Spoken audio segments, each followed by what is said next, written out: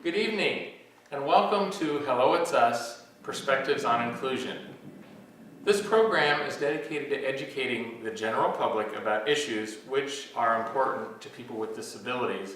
But as you watch, we believe that you'll understand that these issues are important to all people because people with disabilities are such an integral part of our community. Hello It's Us is brought to you through a collaboration between the University of Iowa Center for Disabilities and Development, Uptown Bill's Coffee Shop, and the good people here at Public Access Television. My name is Mike Honig. I work at the University of Iowa Center for Disabilities and Development, the program coordinator there, and I also serve as a co-host here at Hello It's Us. Keith? My name is Keith Ruff. I'm retired, but I'm still an advocate for disability issues. And I just got published. And the books are selling like hotcakes. Well, thanks so much, Keith, and welcome. This is the first in a two-part series. We're very excited to welcome a legislative panel back to Johnson County. This is one of our fun shows that we do twice a year.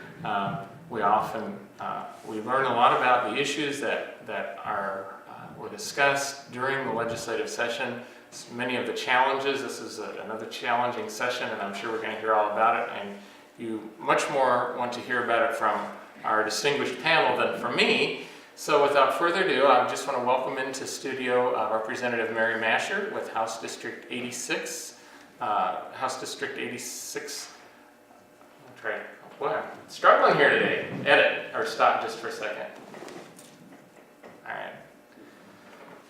So without further ado, I'd like to welcome in our distinguished legislative panel. We have Representative Mary Masher representing House District 86. She lives here in Iowa City. We have Senator Joe Bolcom representing Senate District 43 from Iowa City, and Representative Amy Nielsen from House District 77 from North Liberty. So welcome in, all of you. Thank you. It's good to be here. And now everyone knows who you are, but why don't you give us a little bit of a background, and we'll start with you, Mary, just a little bit, anything you'd care to share about your past career, your journey to the legislature, and some of the issues that are most important to you. Certainly. Thanks, Mike, and thanks, Keith. We appreciate coming and enjoy doing this every year, both before session and then after session, to kind of give a wrap-up of what occurred during the legislation this year. I serve in House District 86, which is the southeast part of Iowa City, including the town of University Heights and Hills. And so that's the district itself.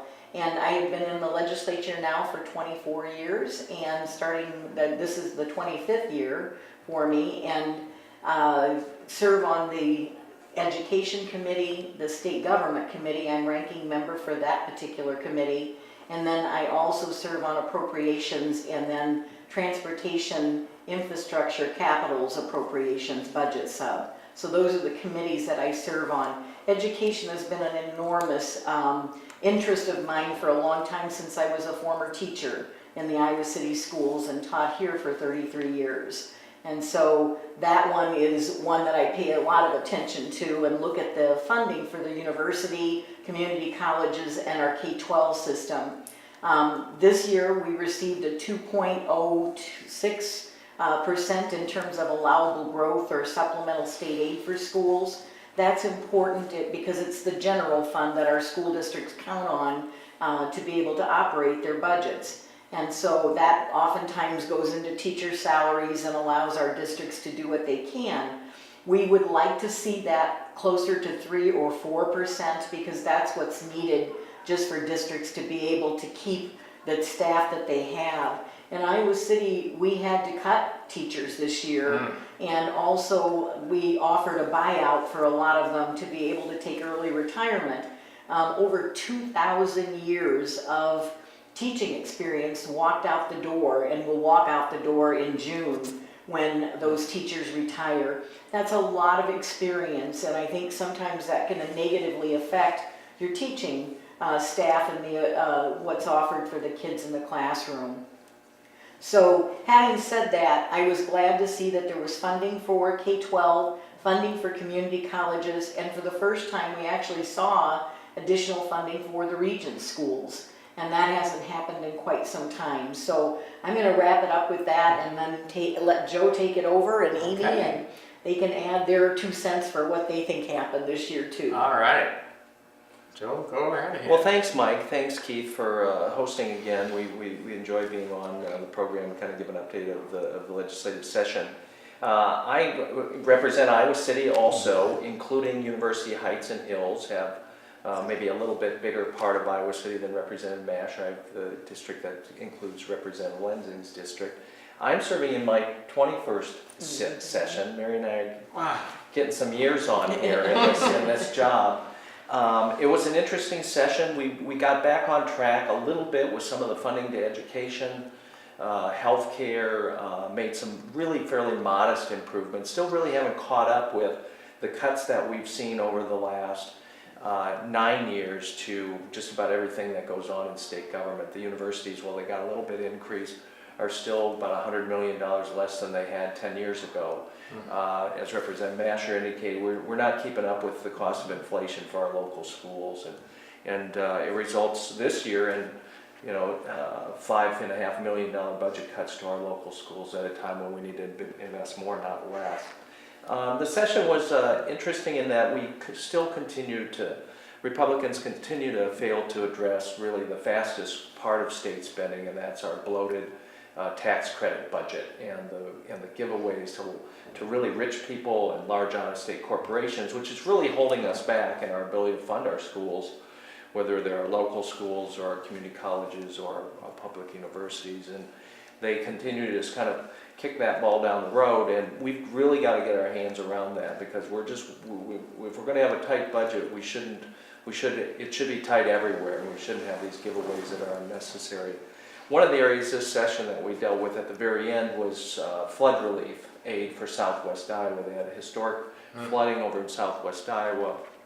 We also right now have historic flooding along the Mississippi on the eastern side. We put together a very small flood package, $15 million. What was disappointing about that is it was kind of a small number, and there's a lot of businesses that need help now that aren't going to get it. But in the same bill that we deal with these climate disasters, there was language that would prevent utility companies from helping their customers save more energy and in so doing reduce carbon output. Carbon output and carbon pollution is one of the reasons why our world is warming up and we have more moisture and more flooding. And it seemed ironic that on one hand we're going to do flood disaster payments, and on the other we're going to exacerbate climate change. And I think it's an issue that is going to be an issue around this summer as we potentially see more flooding, but it's disappointing that the Republicans still fail to recognize the need to do more to help Iowans adapt and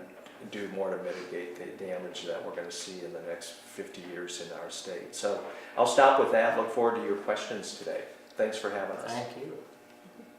Representative Nielsen. Yes, well, thank you. And this is definitely one of the highlights of my year, as coming here twice to see you guys and talk about the issues that we've been dealing with or will deal with. I am from North Liberty. My House District 77 is the western sliver of Johnson County, and this year I served on local government, state government, and was the ranking member of Commerce, which was something new for me this year, and continue to serve on the Administrative Rules Review Committee, and now I'm on the Tax Expenditure Review Committee, so I'll have a little bit of fun learning all about the bloated tax credits that Senator Holcomb was just talking about this year. And I think it was really disappointing. I just started my third year, so my second term, but it was disappointing to see a continuation of the majority party looking out for special interest groups instead of for Iowans.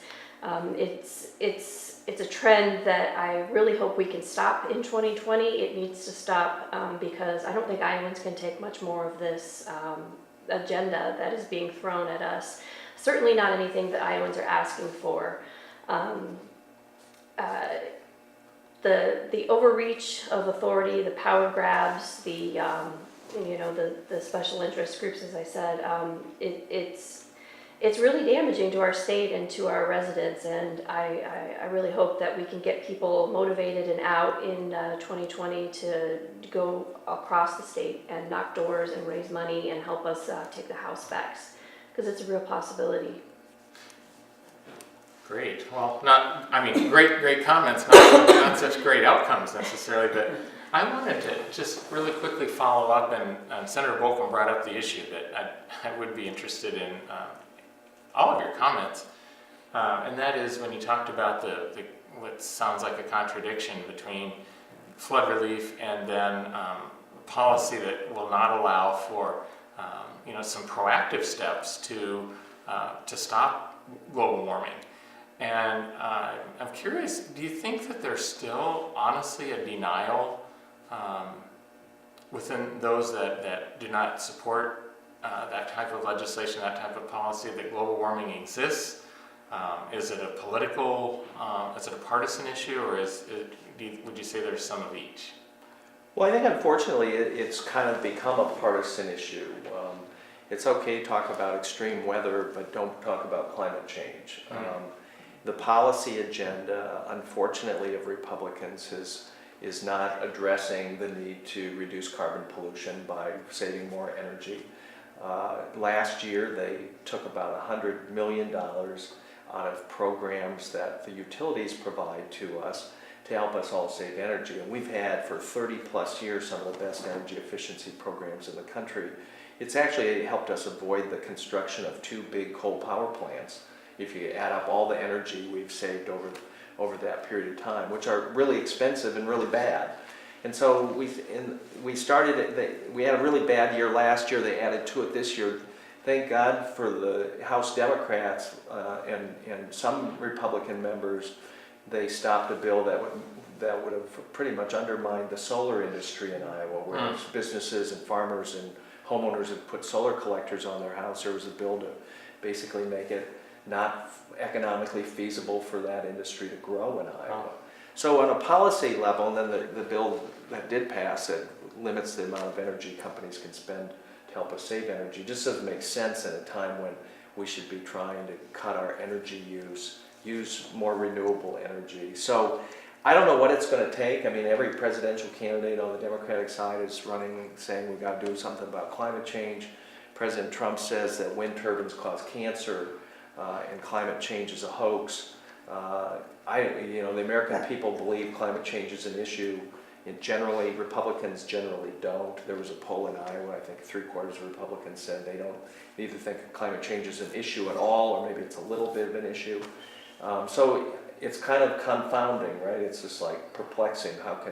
How can these basic physics classes, they flunked physics or they didn't go to physics, but we know how to get to Mars.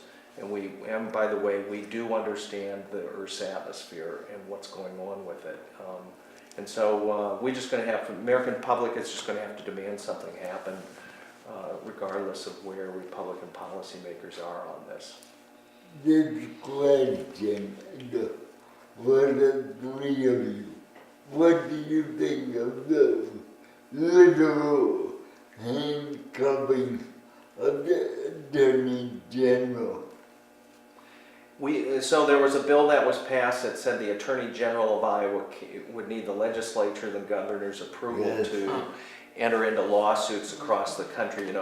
We had one recent example. The tobacco settlement was a big example where the Attorney General has prosecuted the tobacco companies for all the deaths they've caused. But the more recent one was Volkswagen was cooking up the numbers on fuel economy of the cars they were selling, and they got found out on, and our Attorney General went to bat. We actually got money back from Volkswagen for our customers. So I want to have an Attorney General that is able to do that without the legislature's oversight. I don't know if that's been signed. It was in a budget bill where I assume the governor will sign it, because I think, as Representative Nielsen said, it's kind of another example of the power grab kind of the drunk on power of this legislature who wants to they want to change how we select judges so it can be more partisan. Our Attorney General's been aggressive in protecting Iowa consumers. Now they want to tamp him down.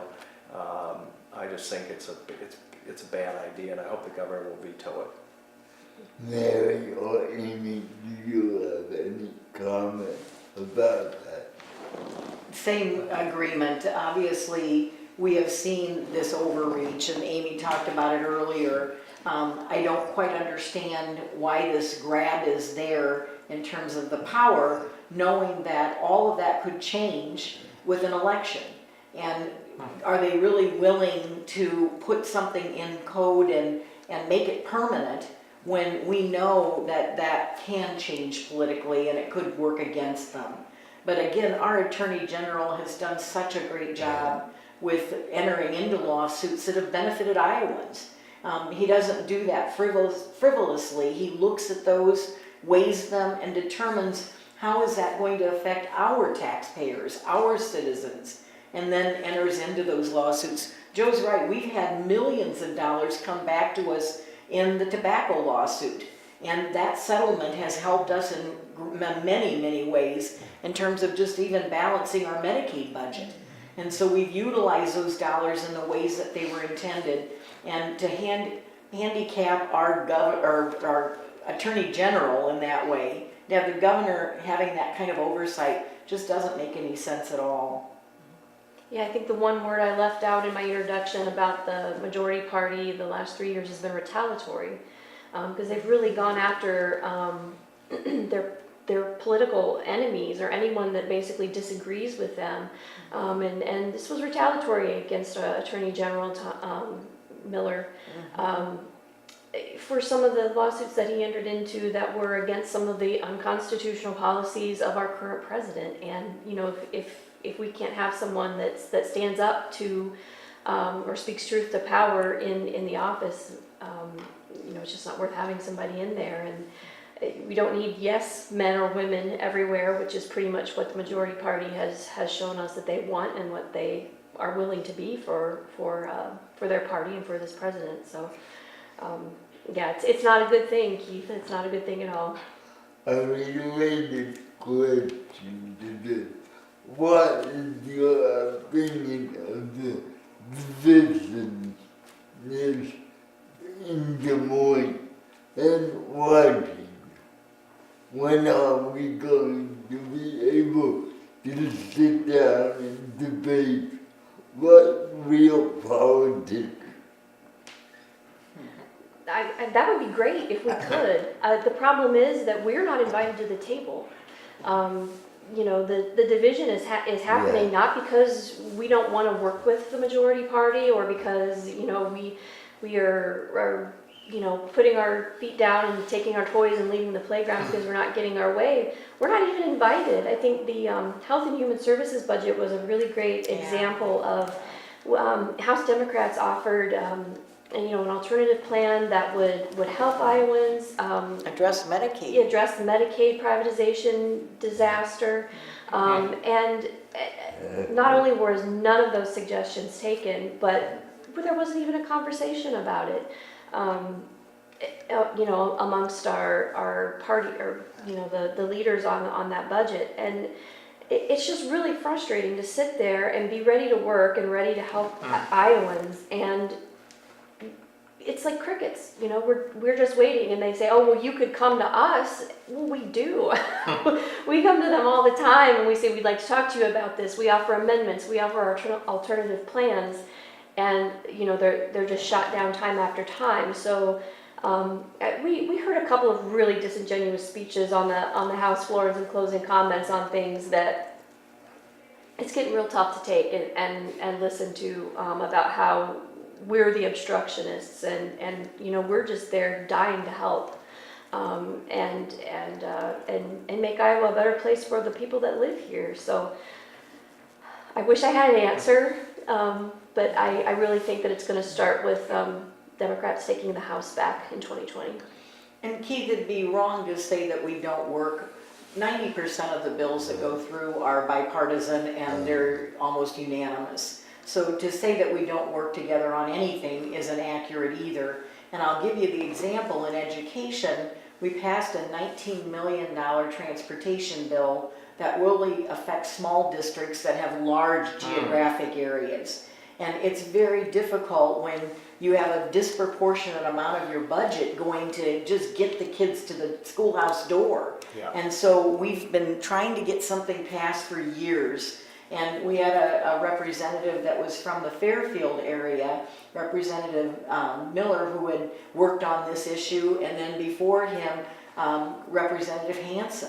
And they have had bills in place for many, many years. This was the first year that we were actually able to get something done. And we worked together in a bipartisan fashion because we knew that it is not fair to those districts that have these large geographic areas, and it takes a lot of money out of their general fund just to get kids to school. And we said that isn't right. And so that changed this year, and the 19 million will go to those districts that need it the most. That's wonderful. So it's a great thing, and it was something, again, it was a democratic idea that had been put out there many years and finally got the traction it needed to be able to get through. And so there are examples of things like that. I'm sure Joe and Amy can give examples on their committees as well. But to say that we don't work together or don't do that, it's major issues where it comes to the budget. That's what you hear about in the press because that gets the most attention. And the press is trying to sell papers, and they're trying to, get people interested in listening to the radio shows and TV. And so they focus on those things where we disagree. And oftentimes you don't hear about the things where we agree and get along and do work together. And that is encouraging to hear that there is bipartisanship still. But I know that this has been a theme that we've struggled with in Iowa for quite some time now. And that I think you addressing, noting that is happening. It's encouraging to know. I wanted to ask Senator Bolcom a question here because I know, as I mentioned at the start, we'll be doing a second show in the series, but he is not going to be able to join us. And I know that one of the issues that you have championed for many years is related to medical cannabis legislation. And every year this happens when I prepare for the show, I go and I look up the bill book, and I think I kind of understand maybe. And it looks like you made some progress in terms of the amount of THC which can be in the product and expanded who can prescribe. But I'm hoping that we can hear it from you, Joe, in terms of what did happen, and is this an issue that we're still needing to make further progress on? Are you satisfied with where we are now, or? Well, for the first time this year, the Iowa House passed a bill, thanks to the work of Representative Nielsen, Representative Masher, to make a modest improvement to the program. The two bills that became law over the last 4 years were passed on the last night of the session, sometime between midnight and 3 a.m. At least this session, we got a bill out early. The bill that was passed came over to the Senate and sat around for probably 6 to 8 weeks as people tried to figure out what to do with it. Could we improve it even more, or should we just send it downstairs? When that happened, as it sat around, we have this advisory board that felt like their view on what we should do wasn't being heard, and so they kind of got active and had some interest in seeing the bill return to the House. And folks that wanted the bill felt like we should just send it down to the governor. It was the best we were going to get. It made a modest improvement in raising the THC cap. THC for really sick people is medicine, and they need access to more than the current law allows. The bill also allows physician assistants and advanced nurse practitioners to certify conditions. That's a good improvement. So we have more people that can actually help. But so the bill got passed the last day. It was one of the second to the last bills we did as we went home a couple weeks ago. It's on the governor's desk. I know she's being lobbied on both sides, both to veto the bill from folks and to sign the bill to make this modest improvement.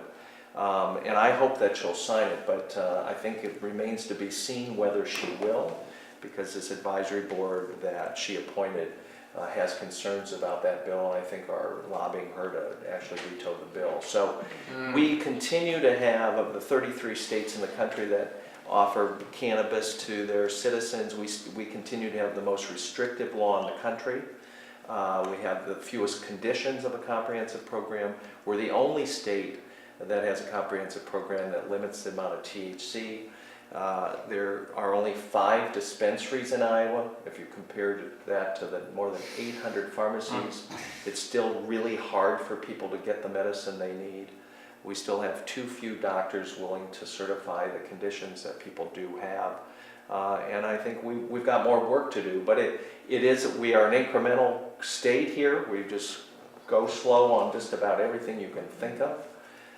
And this is another example of it. So it will be an improvement if the governor signs the bill. For people that are interested, I would encourage them to call the governor and encourage her signature on that bill so we can help suffering people. There's no reason that we should stand in the way of helping people that are needing our help, that suffer from these conditions none of us would like to have. And so I'm hopeful that the governor will see the benefit of moving ahead and sign the law. Well, and thanks to all of you for your work on this area, because you're right, it's about improving healthcare, and it's got to be so hard on these families who see this opportunity just dangling and then not being able to take advantage of it. I myself had to be swayed, and then I saw a documentary a couple of years ago, and it's like, you know, and just the improvements that families are seeing. So, and as always happens with this program, we are at time already. So I would like to take this opportunity to thank the 3 of you for making time available during your day to be with us. I'd like to certainly thank our viewers and also our sponsors for making this show possible, and I'll turn it over to Keith for final thoughts. Have a good week out there, and thank you, the 3 of you, for coming and faithfully as you have been coming. You're welcome. Thanks. Thank you.